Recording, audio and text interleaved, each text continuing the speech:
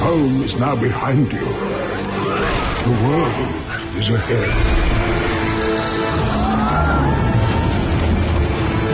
Peter, I'm so happy to see you again. Thank you.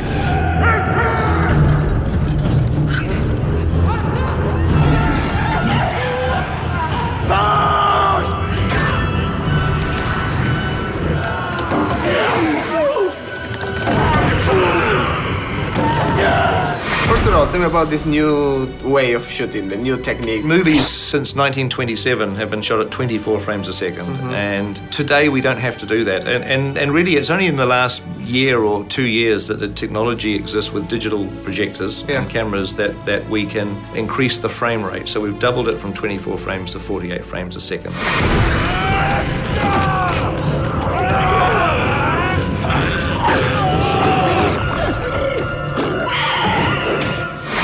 That might not seem like anything, but it creates a very different experience. It doesn't look like the film that you're used to seeing. It has much more reality. It feels like you've cut a hole in the back of the cinema, taken the screen away, and you're looking into a window of the real world. That I find very exciting. I mean, as a filmmaker, you know, the fact you can make a fantasy film like The Hobbit have more reality to it and have audiences participate more in the film is exciting.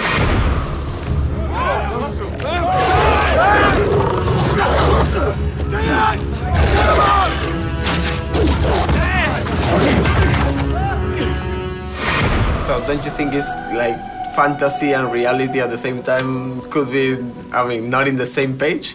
No, I think that, I mean, I've always tried to make fantasy real. I think that Tolkien wrote these books almost like history books. I mean, there's dragons and orcs and, you know, creatures and trolls in them, but there's an authentic feel to Tolkien's writing. And on The Lord of the Rings, I tried to make it feel as real as I possibly could.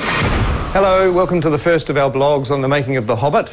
It's amazing to be back here again. Also, I like that you are totally update for these times. With the world is changing with the social media and the networking and Twitter, Facebook. Your video blog is amazing. So the idea to do it and to share with the regular audience, how was it? Well, I mean, it's just a lot of fun, really. It doesn't, I don't really know what impact it has on the movie eventually, but I just think that there's so many people now that are interested in the process of making film. Action.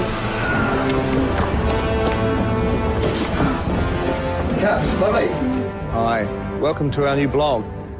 This time, we thought we'd talk a little bit about 3D. When I was young, 30 years ago, I used to read magazines like Starlog and Famous Monsters of Filmland and Fangoria, and I used to look at every behind-the-scenes photograph I could, and that's what existed then. And so there's, you know, the kids today, they like seeing information about how you make films. And so for me, it was really just a way of sharing the experience of making The Hobbit with anybody that was interested. La ciudad está paralizada, hay un gran evento gracias al estreno mundial del Señor de los Anillos, El Retorno del Rey, y les cuento que hay un desfile por las calles de Wellington aquí en Nueva Zelanda con todos los actores. I remember when I went to New Zealand for the Return of the King, the whole country is the Lord of the Rings. It's like everything is there, and we went to the museum and you got all the props and customs. So did you storage the whole thing and, you know, use it again, or you build everything again from scratch? We use some things again. Bag End, the set, and parts of Rivendell. This where Elrond's chamber was a set that we had in storage that we pulled out and we rebuilt because the script we needed it in the script. We had to go back to the same place. But most of it's built again. Most of it's new. Excuse me. The dwarves in this movie they are not characters from the Lord of the Rings, and so they all had to have new weapons and new costumes and things. There was a lot of props and costumes that don't have anything to do with Lord of the Rings that we need to build, but we've got it all in storage. All the Lord of the Rings stuff's still in storage. I just have warehouses of it. I'm almost running out of warehouses. Wow. Someday I'll be there. Yeah. Someday we'll do a museum. Someday we'll have a great museum in New Zealand is what I'd love to do. So, good idea.